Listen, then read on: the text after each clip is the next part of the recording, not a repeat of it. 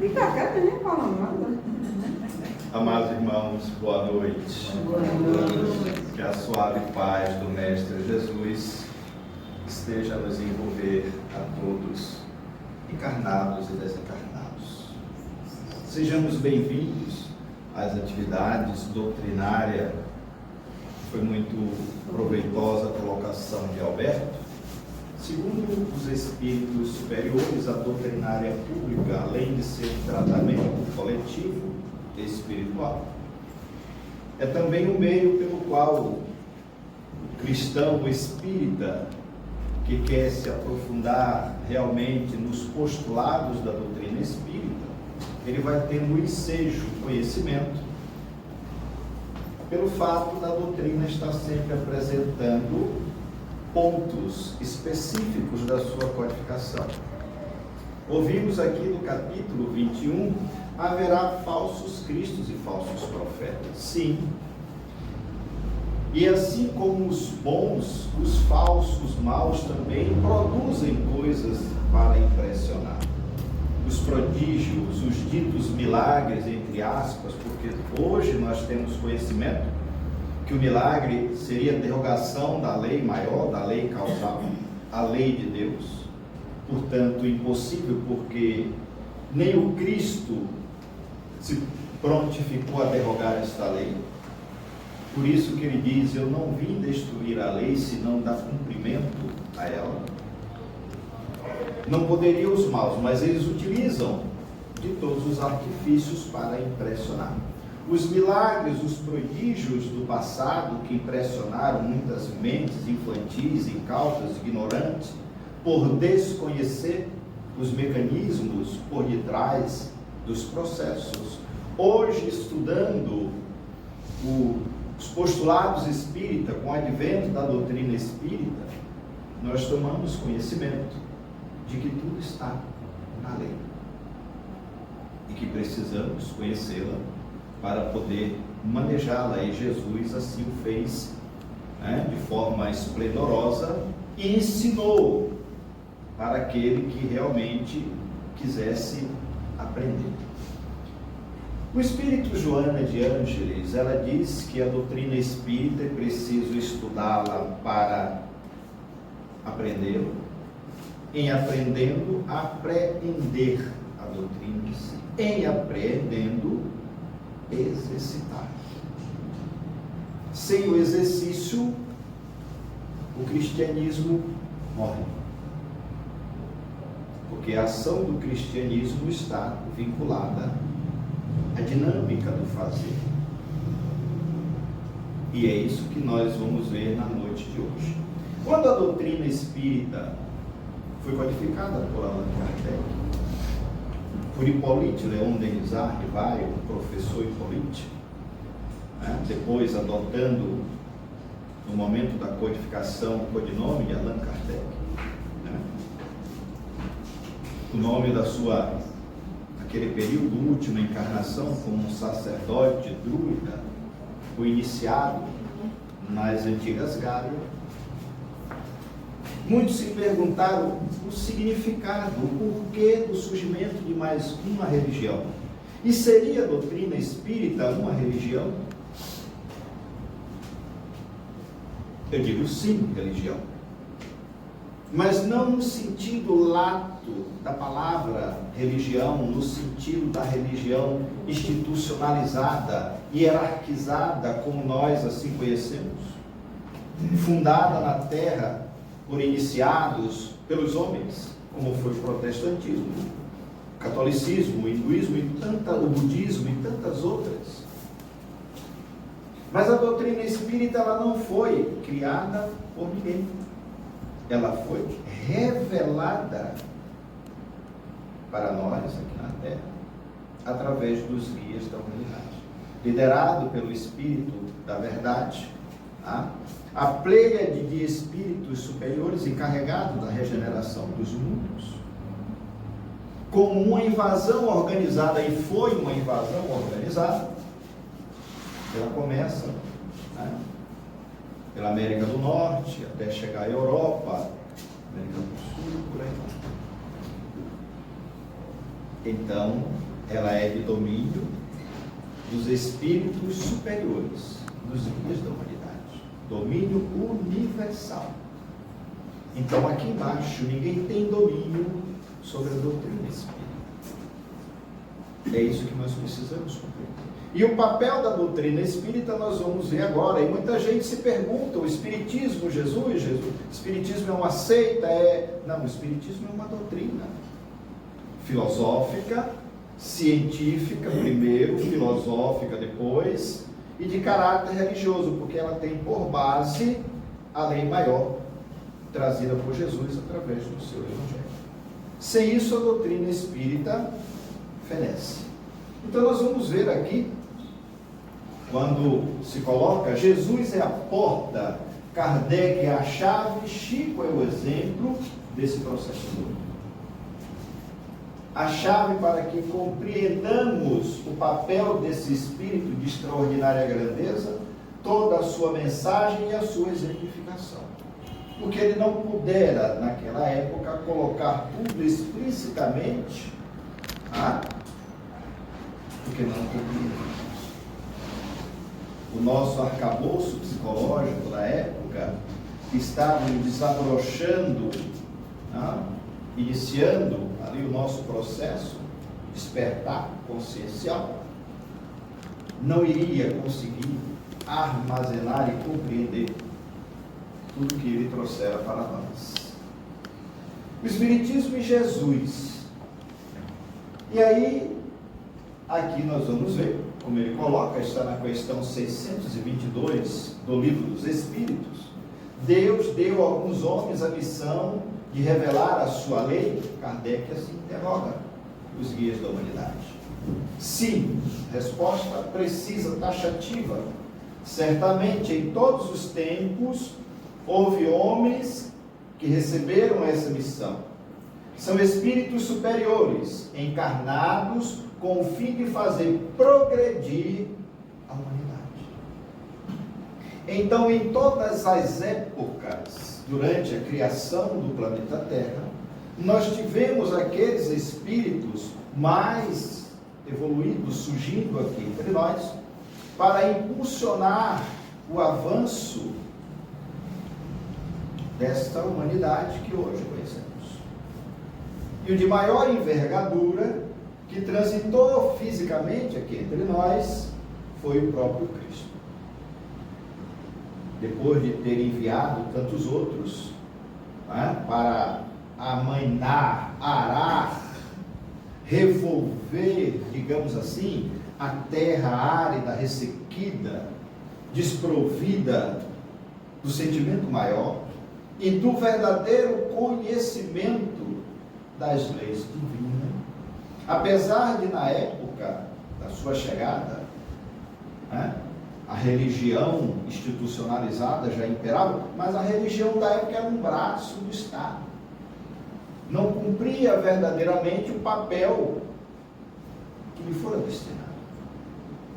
Era uma religião que decidia quem ia viver e quem ia morrer, e que atendia aos interesses do poder temporal, aonde os seus profitentes viviam disputando as posições de destaque dentro do próprio templo e vivendo basicamente através do comércio da palavra divina, a ponto do Cristo se rebelar diante dessa situação. Então tudo começa a mudar com a sua chegada aqui entre nós. Então ele faz esta colocação. E aqui ele vai afirmar que o Espiritismo é chamado no mundo a ser o guardião do Evangelho, a sua revivescência, no seu estado primitivo, como deve ser. É preciso que nós assim compreendamos, porque nós confundimos o movimento espírita com a doutrina espírita. A doutrina espírita, ela é perfeita, está intacta, incólume, diante dos abalos do mundo, porque ela veio com uma finalidade: ser o trampolim de transformação, de evolução, de burilamento da nossa humanidade, para aqueles que o abraçam com vigor e com fé.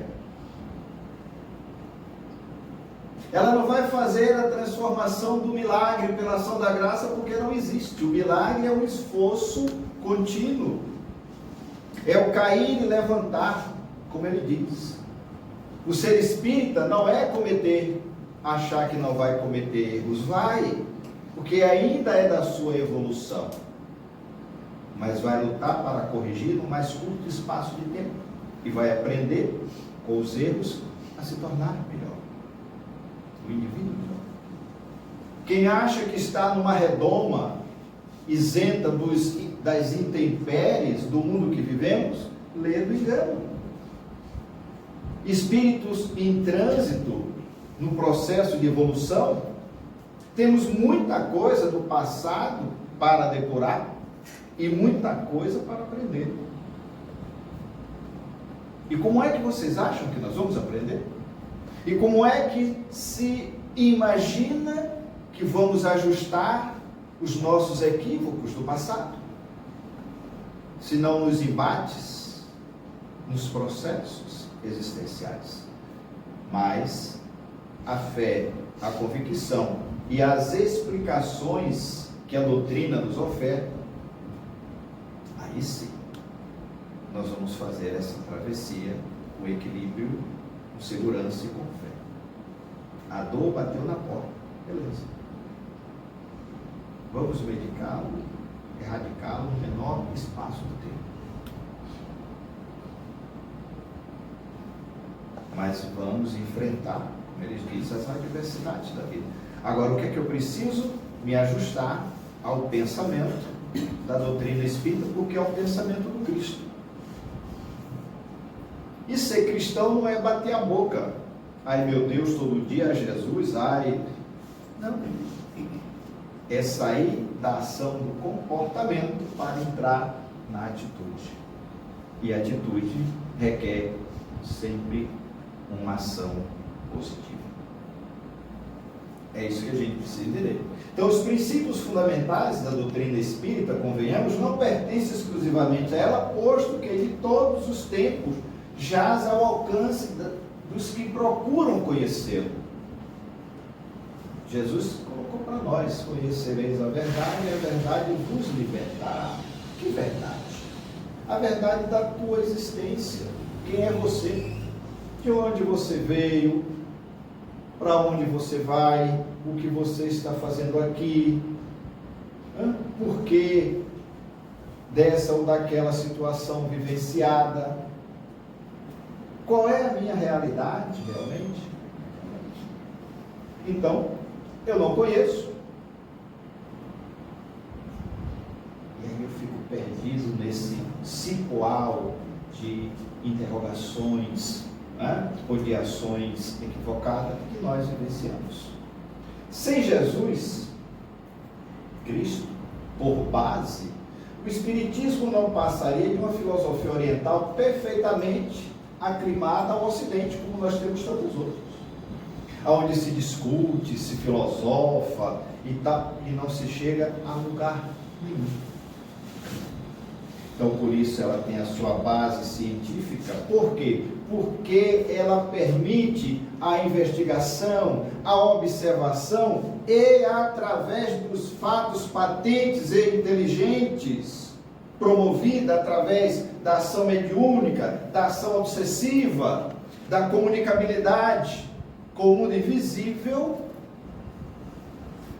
ela afirma o intercâmbio entre os dois planos, o físico e o extrafísico, a imortalidade da alma, a reencarnação do espírito, a mediunidade, a obsessão, as enfermidades, os conflitos existenciais passado e presente, para que se possa chegar a um termo de ajuste, de equilíbrio, e assim você caminhar com mais segurança. Então a doutrina espírita, ela transita em todos os processos da existência humana, todas as questões. Eu só preciso dilatar a minha percepção e me aprofundar, ter um olhar de profundidade, sair do imediatismo que não oferece solução para nada e entender a sua realidade existencial. Então, como tantos outros, aí está cheio de filósofos, o que nós temos é filósofo, cada um filosofando e tal. Então ela é uma filosofia. Por quê? Como ciência, ela estuda, investiga, observa, vingou. Como filosofia, ela expande através da discussão, da exposição doutrinária, filosófica. E como religião, ela nos convida ao encontro com o divino, com o sagrado, a conexão com Deus, com Jesus, com o mundo espiritual amigo, através da prece, da oração, da meditação e, acima de tudo, pelas ações do bem. Esta é a maior oração que o mundo espiritual valida.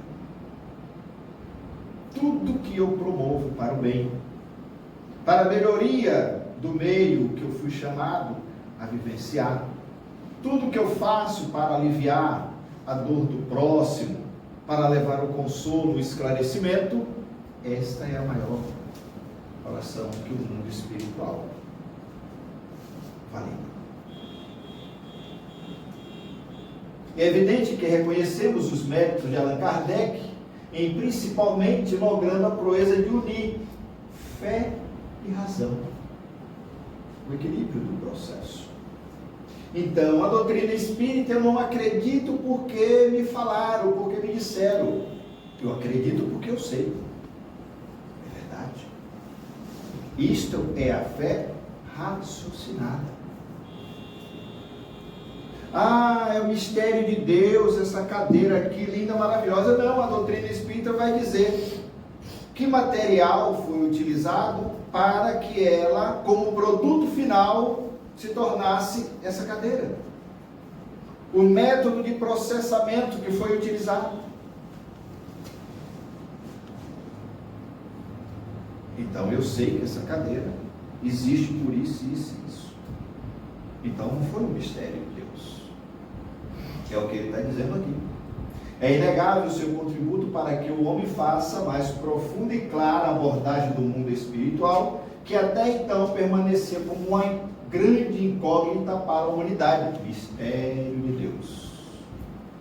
Então a doutrina espírita levanta o véu e revela ao mundo assustado e abismado a existência do mundo causal.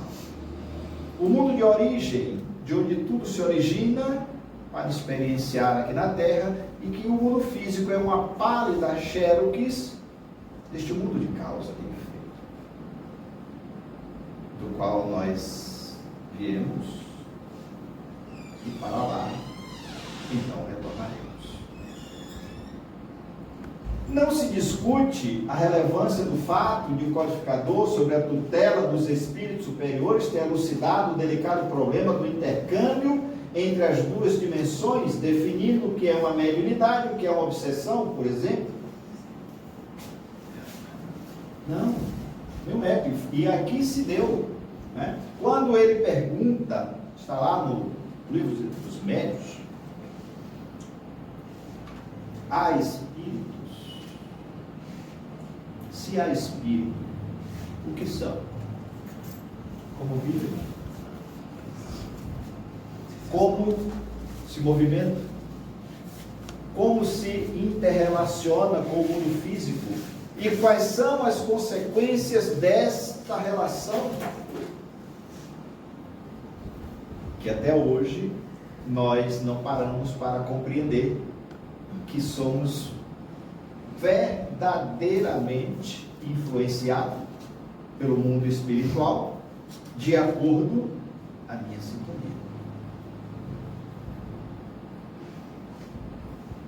Nem se coloca em questão que, através da terceira revelação, a tese da pluralidade das existências deixou de ser mera especulação de caráter religioso, Não, aqui entra a ciência, a comprovação através dos fatos.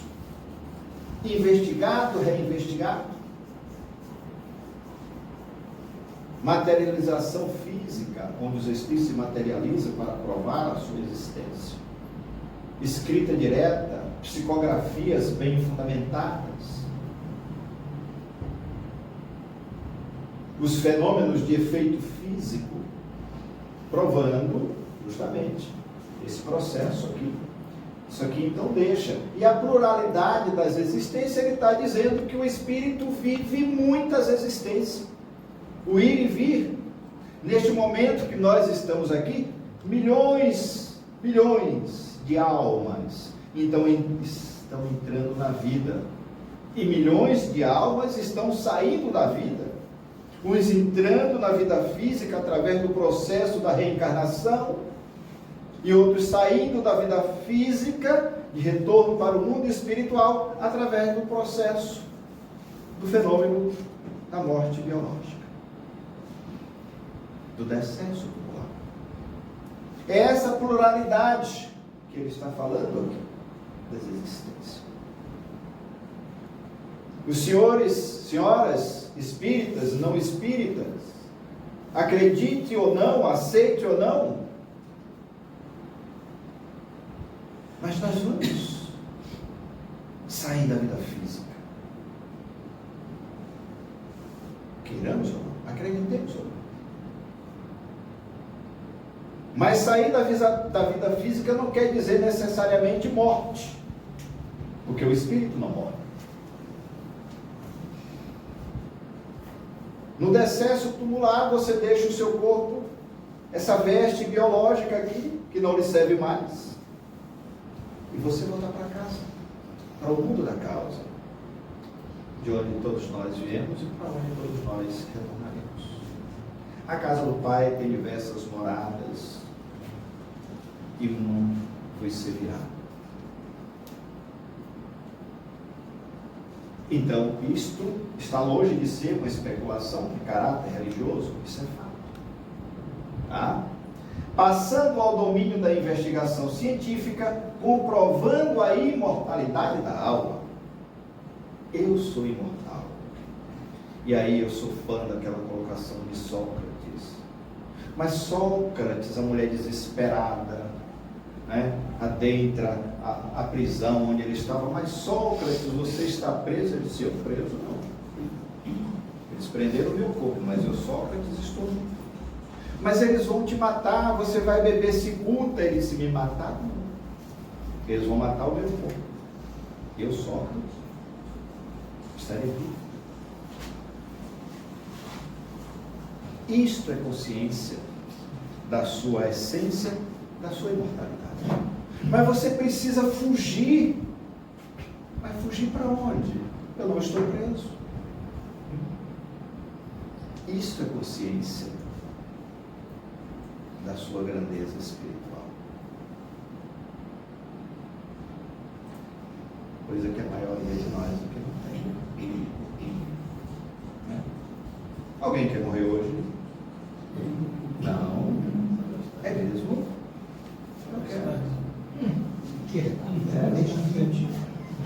Ué, se tiver na vontade dele lá em cima, eu vou terminar a palestra aqui, desço aí, vou para casa, vou de volta. Eu vim de Orion, preciso voltar para lá.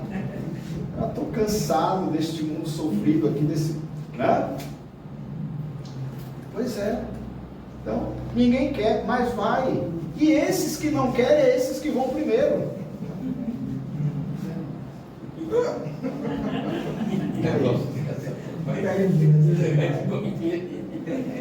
Todavia, o maior feito do Espiritismo é o de reavivar o cristianismo em sua primitiva pureza.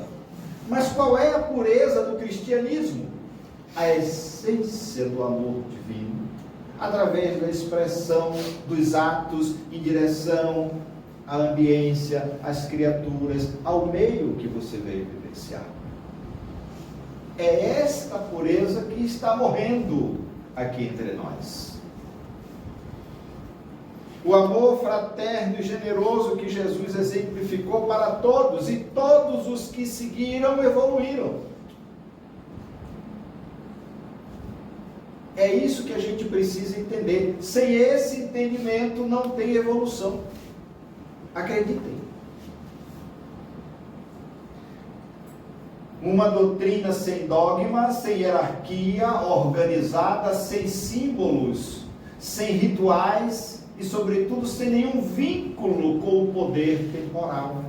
Então, a doutrina espírita é inegociável, ela não se dobra aos caprichos da sociedade que vivemos. Devemos evitar este vínculo com o poder temporal que corrompe as crenças verdadeiras, como nós assistimos hoje. As religiões voltando a vivenciar o vínculo, a ser braços políticos de governos e tudo mais. A doutrina espírita não.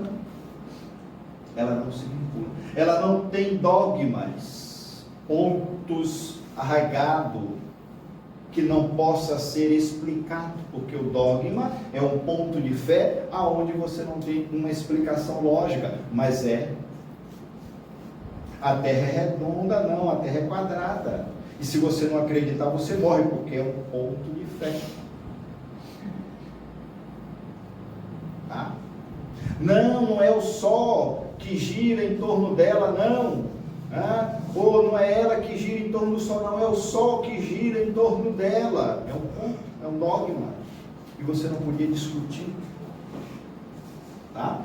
Símbolos, como muita gente ainda gosta. E interessante é que no primeiro mandamento da lei está lá: eu sou o Senhor, o vosso Deus, que vos tirei da casa da servidão. Não terá outros deuses diante de mim, não fará imagens de nada acima e abaixo, e é o que nós mais gostamos, dos rituais, dos símbolos, rituais, sacrifícios, oferendas e tal, que vai perdendo sentido. E aí vem a pergunta: no cristianismo primitivo, Jesus praticou essas atitudes? Os seus apóstolos, quando aprenderam o caminho, quando despertaram, praticaram essas atitudes? Eu quero que alguém me prove, porque a doutrina espírita ela vem desconstruir. O templo maior está no coração. E que nós assim não compreendemos. Tá? Então aqui não tem vídeo. Conforme escreveu Kardec, o Espiritismo será científico ou não sobreviverá. Não obstante, jamais prescindirá de Jesus, sem cuja presença todo conhecimento redundará no emaranhado de informações que não haverá de promover a renovação íntima das criaturas. Ousamos, pois, afirmar que sem Jesus não se tem Espiritismo legítimo. E já tentaram tirar o Evangelho, desvincular a doutrina espírita do Evangelho? Pois é, não conseguiram. Então o que é que ele está dizendo aqui? O Espiritismo será científico ou não? Por quê? Porque a parte científica é a parte da investigação, da validação, da comprovação através dos fatos. É isso que nós precisamos compreender. Bem, primeiro Jesus, depois Kardec. E aí vem o que nós estamos discutindo aqui. A verdade sem amor pode se transfigurar em fanatismo. O espírita que não se preocupa com a sua reforma moral, aplicando a si o que prega aos outros, em vão exibirá precioso cabedal doutrinário. Então, à medida que você vai estudando, à medida que você vai expondo, você vai buscando trazer aquilo também para você. Ou senão o processo se torna um prosélito. Mas, de qualquer maneira, se alguém aproveitou o que você expôs e fez a sua reforma, bacana. Prejuízo para quem expôs e não aproveitou. Esta é a luta. E qual é a reforma? O que é que eu preciso reformar em mim? Eu sou egoísta, eu tenho que lutar contra o egoísmo. Eu sou avarento, eu tenho que lutar contra a avareza. Jesus pregou isso lá no seu Evangelho. Quando ele vai falar da posse, dos ricos, avarentos. Eu sou ciumento, que é uma doença. Eu tenho que combater o ciúme. Eu guardo rancor, ressentimento, ódio. Você está morrendo aos pouquinhos. Liberte-se. Eu não consigo fazer caridade. Exercite a ação. Então você vai, através da ação dinâmica, da atitude, fazendo a sua reforma. Quem não realiza o espiritismo dentro do próprio coração não consegue atinar com a essência de suas lições. Aí ele vai dizer, a ortodoxia polemiza, discute, indaga, conflita-se, vai para o púlpito e discute Deus, o sexo dos anjos e tal, milagre, não resolve. Mas quem realmente sabe procura viver com serenidade o que é objeto de crença. Eu creio em Deus e creio em Jesus. E vou buscar fazer o melhor que eu puder dentro das minhas possibilidades, mas eu preciso me esforçar para isso. Sem a dinâmica do esforço, não haverá o crescimento. Portanto, cada núcleo do Espiritismo que se ergue no mundo é uma avançada sentinela da verdade. Não precisa ser extremamente luxuoso, ser espírita, chamar a atenção. Não. Basta ele ser uma casinha simples, mas que tenha todo o conteúdo doutrinário verdadeiramente apresentado de forma profunda, didática, que tenha o acolhimento, que tenha o evangelho, que tenha a ação da caridade, ou do alimento, ou da roupa, através do passe, que tenha o estudo, que tenha o intercâmbio mediúnico, para que os espíritos se comuniquem. Porque sem o intercâmbio mediúnico também não se tem doutrina espírita. Porque a doutrina espírita ela está pautada no intercâmbio entre o mundo físico e o mundo extrafísico. A mediunidade tem um papel primordial na doutrina espírita. Através dela, a revelação e a continuidade.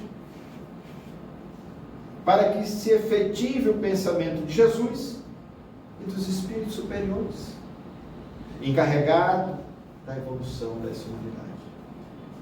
Capítulo 16 do Evangelho. Não é senão por uma união sincera e fraternal entre os espíritos e os encarnados que a regeneração será possível. Olha que fantástico, não é?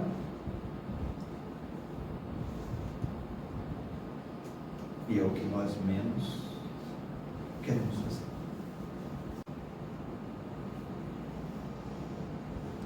E os seus integrantes são chamados a desfraudar intimorados em meio à grande refrega. Olha aqui o recado. O sublime estandarte da paz e da fraternidade para que os homens aprendam a viver como irmão. Em meio à grande refrega. Tira o traseiro da frente da televisão em casa. Para de arrumar desculpa que eu estou com isso, que eu estou com aquilo, eu não posso ir no centro, eu não posso fazer, eu não posso. Pode. Tem atitude. Porque todos que se redimiram diante de Jesus se arrastaram até eles. Foi até ele ali, A hemorroísa, que andou mais de 3 quilômetros, se arrastou no meio da multidão. Se eu conseguir chegar até ele e tocar na barra das suas vestes, eu estarei curado. O cego de Jericó, o obsidiado de Gadara, Jesus passava. O pai atônito, desesperado, que vai de encontro a Jesus para que curasse o seu filho, obsidiado. O centurião que vai de encontro a Jesus, um homem da lei romana. Senhor, cura meu servo. Gosto muito dele. Está em cima da cama, enfermo, a sofrer. Vamos na tua casa. Não, Senhor. Não sou digno de que entreis na minha casa. Eu sou um homem de manto também. Quando eu digo aos meus homens, vai, eles vão, venha, eles vêm. Se vós disser uma palavra aqui a favor de meu servo, eu sei que ele estará curado. E Jesus, então, olha aquela multidão. Israel diz, jamais vi tamanha fé do povo de Israel. Ó, todos foram até ele. E qual é a mensagem vigorosa de Jesus? Vinde a mim todos vós, cansados e oprimidos, eu vos aliviarei. Mas aí, eu quero que Jesus vá lá me ver, na boa, na minha casa lá, porque eu não posso sair, porque eu estou com a dor aqui, porque eu estou com isso, eu estou com aquilo, porque eu tenho esse trabalho para fazer, não posso deixar para ir no centro, ouvir, largue tudo lá. Hoje é meu encontro com quem de direito. Quando chegar eu faço, vou dormir meia-noite, 1h da manhã, mas aí eu faço, mas eu vou chegar na hora. Os espíritos chegaram aqui 1h, porque eles sabiam que ia ter palestra doutrinária. O palestrante veio de Orion, chegou aqui 6h15 e a casa estava fechada. E aí como é que fica? Quase ele volta.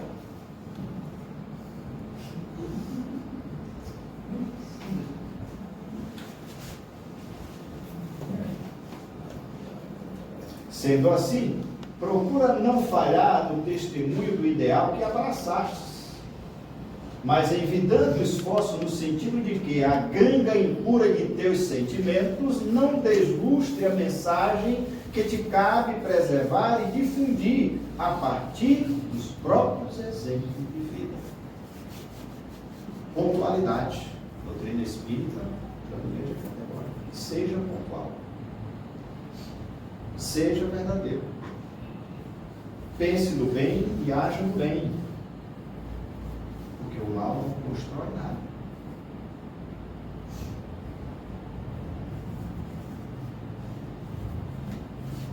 A ciência do amor.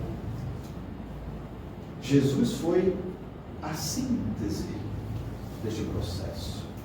Porque ele trouxe todo o seu conhecimento, extraordinária capacidade intelectiva, conhecedor das leis fisioquímicas do universo, uma paranormalidade extraordinária, conhecia todos os fenômenos, tinha o domínio, isso é ciência, e exercitou. A ciência incha, mas o amor edifica. Paulo, Epístola aos Coríntios. Olha que fantástico. A ciência pode estar cheia de poder, mas só o amor beneficia. A ciência em todas as épocas conseguiu inúmeras expressões evolutivas. Vemos-la no mundo exibindo realizações que pareciam quase inatingíveis. Máquinas enormes cruzam os ares e o fundo dos oceanos. Correto? Aviões extraordinários, supersônicos, submarinos, tá? Beleza, tudo bacana. A palavra é transmitida sem fio a longas distâncias. Eu vou aqui nesse aparelhinho aqui, disse com o número, estou falando para os Estados Unidos agora, em tempo real. Bacana? Mas também esse mesmo aparelhinho está destruindo a vida daquelas aviões. Simples mensagenzinha, né? Uma simples fotozinha, né? Uma simples ameaça. Eu estou destruindo a vida de alguém. A imprensa difunde raciocínios mundiais. Quando ela é verdadeira, ela edifica. Quando ela é falsa, mentirosa, ela desconstrói. Não edifica nada. Mas, para essa mesma ciência, pouco importa que o homem lhe use os frutos para o bem ou para o mal. Percebe a diferença? Não compreende o desinteresse nem as finalidades santas. A ciência, ela quer lucro. O amor, porém, aproxima-se de seus labores e retifica, conferindo-lhes consciência do bem. Ensina que cada máquina deve servir com utilidade divina no caminho dos homens para Deus. Que somente se deveria transmitir a palavra edificante como dádiva do Altíssimo. Que apenas seria justo a publicação dos raciocínios elevados para o esforço redentor das criaturas. Ó, aí entra o amor. Se a ciência descobre os explosivos, esclarece o amor quanto à utilização deles na abertura de estradas que liguem os povos. Se a primeira confecciona um livro, ensina o segundo como gravar a verdade consoladora. E hoje foi o que os homens fizeram, a ciência descobriu a bomba atômica, nós matamos milhões de pessoas. Jogamos uma granada ali para explodir semelhantes. Botamos um colete cheio de bomba aqui, vamos explodir uma escola, um prédio, por ganância, por conflitos religiosos, e por aí vai. Aonde está o amor nisso aí? Então a ciência, ao invés de servir para o bem, está servindo para o mal. A ciência pode concretizar muitas obras úteis, mas só o amor institui as obras mais altas. Não duvidamos de que a primeira, bem interpretada, possa dotar o homem de um coração corajoso, entretanto, somente o segundo pode dar um coração iluminado. O mundo permanece em obscuridade e sentimento, porque a ciência foi assalariada pelo ódio, que aniquila e perverte, e só alcançará o porto seguro quando se render plenamente ao amor de Jesus Cristo. Mas é isso, de quem é essa mensagem aqui? Não foi nenhum encarnado que escreveu, é o Espírito que está colocando essa realidade para nós. Então, o papel da doutrina espírita tem esta finalidade de desarmar os corações, de combater o materialismo, a mentira, o ódio, as dissensões, através dos fatos, provando o papel das reencarnações nesta convulsão que nós vivemos.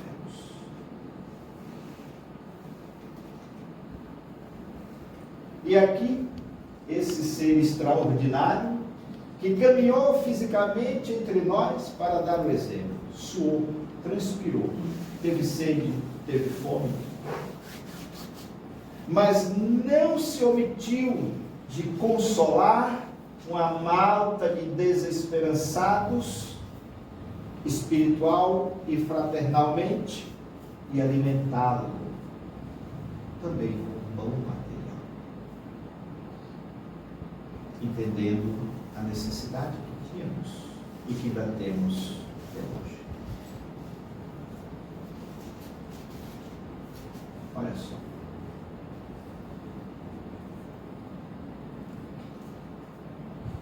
A lição de grandeza, de conhecimento e ao mesmo tempo de humildade. Rabi, nos é lícito pagar ou não pagar o tributo a César? E Jesus, conhecendo-lhe a malícia, mas me dá aqui o dinheiro. De quem é esta moeda aqui? De quem é esta imagem na moeda aqui? Mas é de César. Então dê a César o que é de César e dê a Deus o que é de Deus. Deus não precisa dessa moeda, desse dinheiro. Deus precisa da ação do bem que se pode fazer. Vocês estão brigando com dinheiro? Obedeçam à lei, paguem o tributo. Se ele está cobrando e o dinheiro é dele, devolva para ele. E eles ficaram boquiabertos, né? Pensaram que ele enredá-lo na armadilha das suas perfídias. Aqui, Eu não posso ir para o centro porque eu estou com a unha encravada, eu não posso ir para o centro porque eu estou com a dor de cabeça, porque eu estou... Ela se arrastou dezenas de metros, porque foi quilômetros. E em chegando na praça que Jesus pregava, ela não conseguia, não tinha forças para caminhar até ele, ela foi se arrastando. Mas não desistiu. E aí quando eu vejo aquela frase muito bem colocada de Martin Luther King, dizendo: se você não pode voar, corra. Se você não pode correr, ande.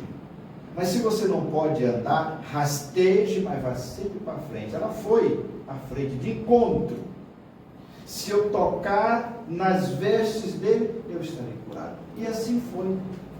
Pedro, alguém me tocou, mas Senhor, olha a multidão em torno, como é que o Senhor não quer? Não, Pedro, alguém me tocou de forma diferente, porque de mim eu senti sair virtude. E ela chorando: Senhor, fui eu. Mulher, estás perdoada, a tua fé te curou. Vai. Olha que extraordinário. Que poder extraordinário esse ser trouxe para apresentar para nós. Que as suas vestes era capaz de resolver um problema que médico nenhum resolveu durante 12 anos.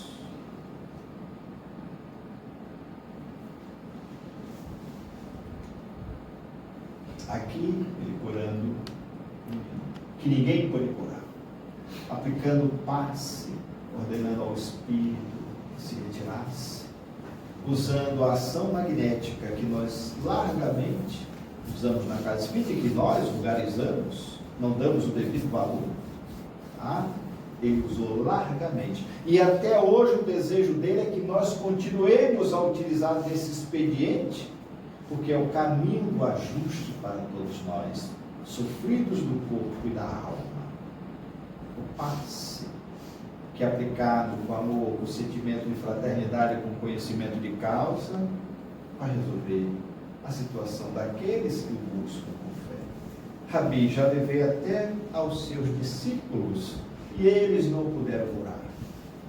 Ó raça incrédula e depravada, até quando estarei entre vós, convosco, para resolver as vossas querelas? Traz-me aqui essa criança.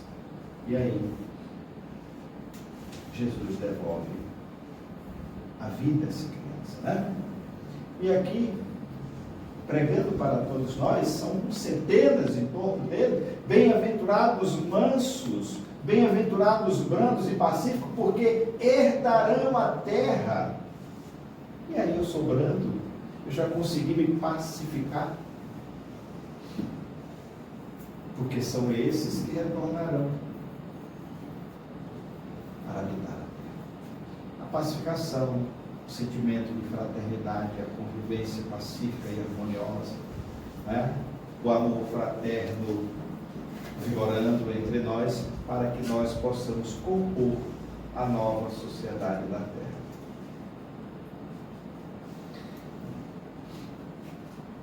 Aquele que fizer a um dos mais pequeninos dos meus irmãos, é a mim que fazeis. Olha, com que ternura Jesus segura esse animalzinho. Mas por que esta relação?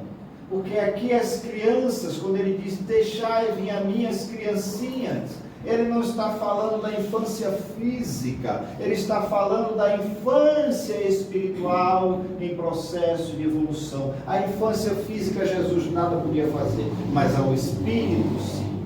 A infância, o desabrochar do espírito em trânsito para beber na sua fonte. Deixai vir a minhas criancinhas, o Cristo disse.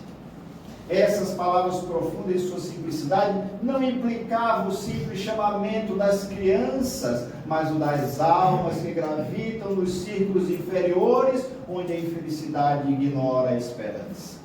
Jesus chamava-se a infância intelectual da criatura formada. Os fracos, os escravos, os viciosos. Ele nada podia ensinar a infância física, sujeito à matéria, submetido ao jugo do instinto, e não pertencendo ainda à ordem superior da razão e da vontade, que se exerce em torno dela e por ela. Jesus queria que os homens viessem a Ele com a confiança desses pequenos seres de passos vacilantes, cujo chamamento conquistaria o coração das mulheres, que são todas mães. Submetia assim as almas à sua terna e misteriosa autoridade.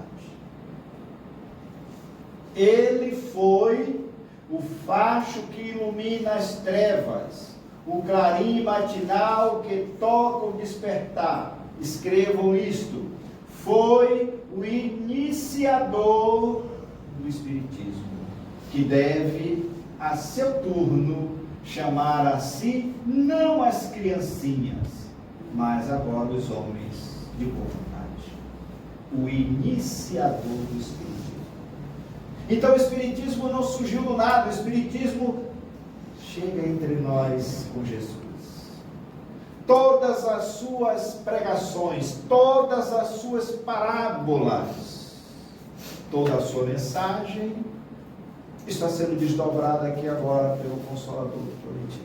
Então a doutrina espírita não pertence a ninguém aqui na Terra. Ela começa com o Mestre, o iniciador do Espiritismo. Para quem tem dúvida, aí. A ação viril está iniciada. Não se trata mais de crer instintivamente e de obedecer maquinalmente. É preciso que o homem siga a lei inteligente que lhe revela a sua universalidade.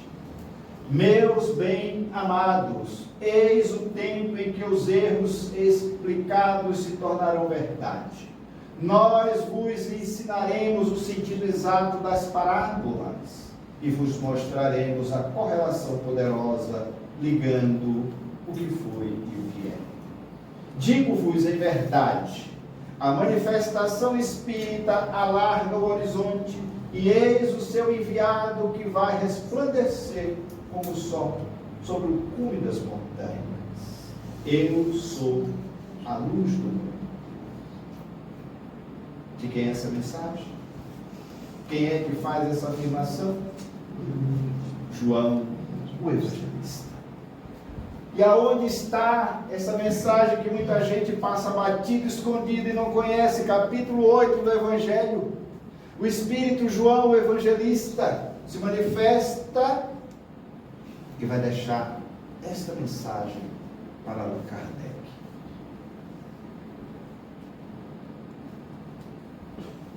E aí, como é que nós ficamos? Nós que ainda transitamos na dúvida, ainda olhamos a doutrina espírita como um remendão. Mas é, Evangelho, segundo o Espiritismo, capítulo 8, para quem quiser estudar. O Cristo e o mundo. Primeiro a Eva, depois a espiga e por último o grão cheio na espiga. Jesus, Marcos, isso é uma mensagem de Jesus, está lá no Evangelho de Marcos. Ninguém julgue fácil a aquisição de um título referente à elevação espiritual. O mestre recorreu sabiamente aos símbolos vivos da natureza, favorecendo-nos a compreensão. Vamos ver o que é que ele diz.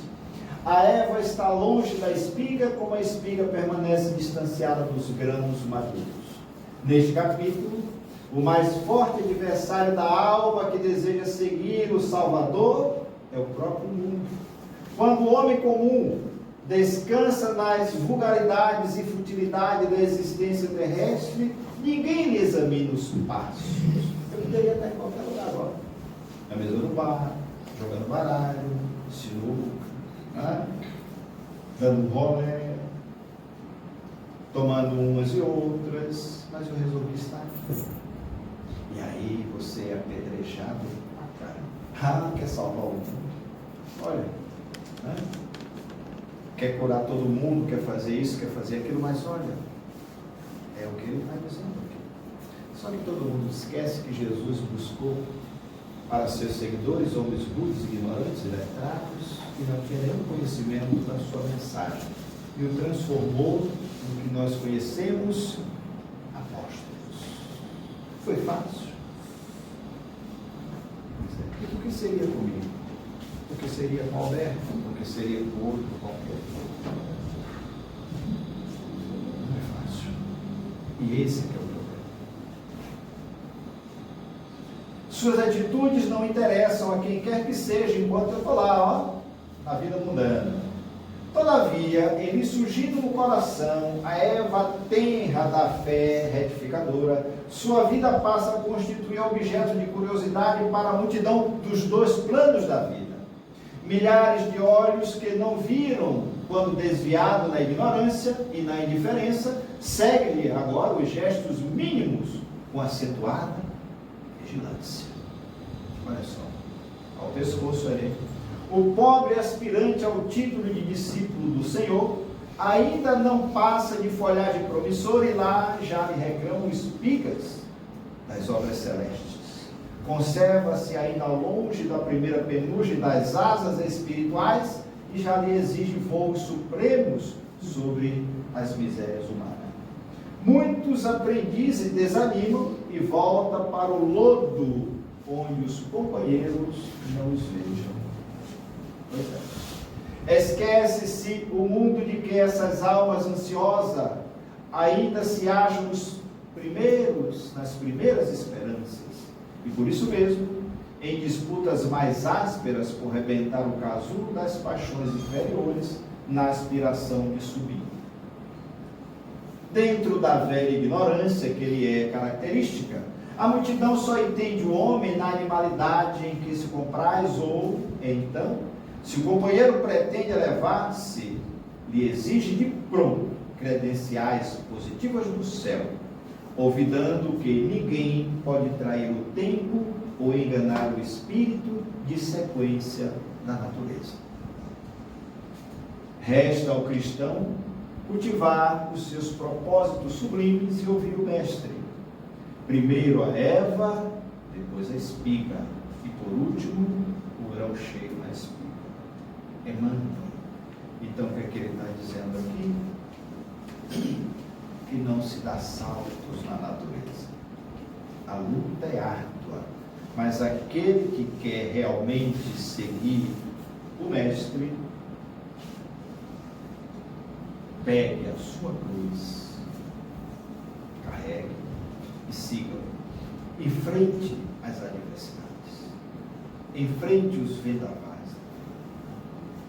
E aí eu digo sempre, a vida vai lhe derrubar. E vai me derrubar.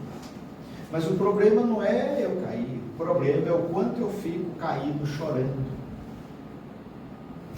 Ou se eu tenho a atitude de cair e me levantar. Ele caiu várias vezes e levantou com o seu madeiro nas costas, que não lhe pertencia. E nós? A vida me derruba de manhã?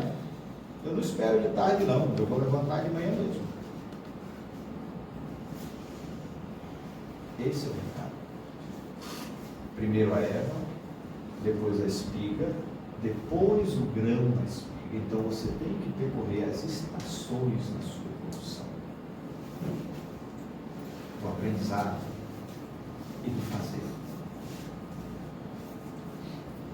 Jesus e os homens? A gente fechar? Jesus disse, eu sou a porta. Nós devemos atravessar. Eu sou a luz do mundo. Quem caminha comigo, jamais caminhará em trevas. Nós necessitamos de claridade. Eu sou o caminho, a verdade e a vida. Nós precisamos percorrer. Eu sou a verdade. Nós ainda somos a ilusão, porque não queremos compreender a verdade. Eu sou o pão da vida.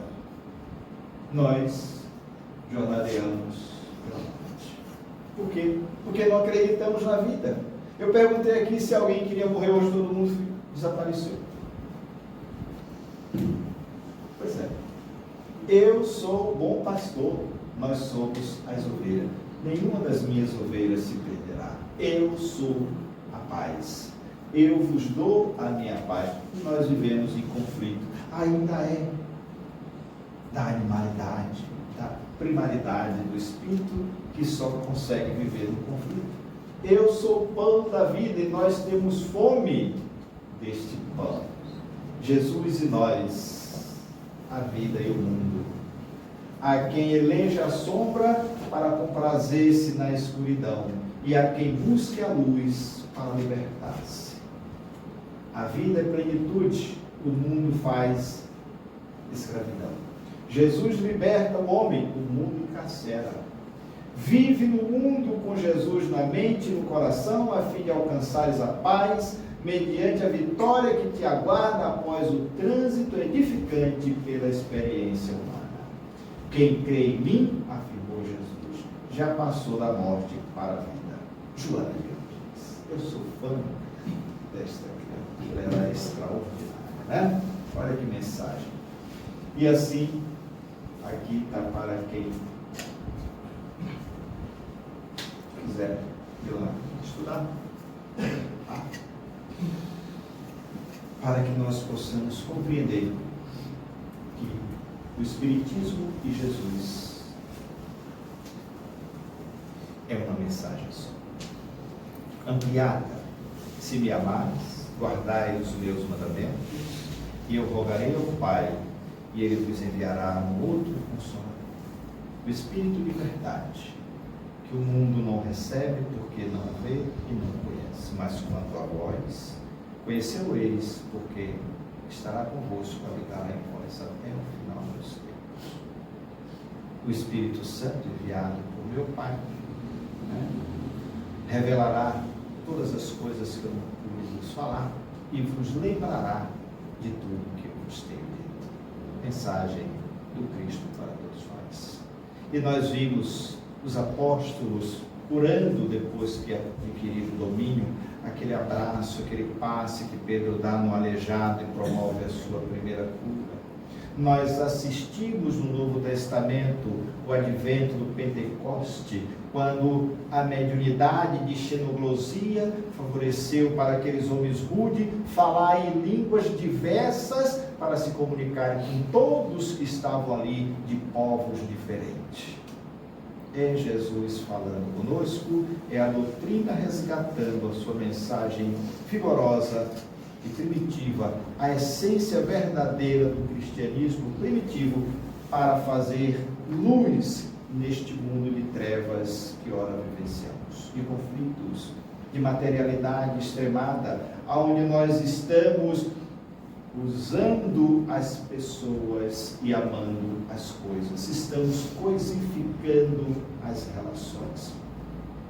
Luz do mundo, Jesus em nossos corações, hoje, agora e sempre. Muita paz, muito obrigado, que Jesus nos abençoe.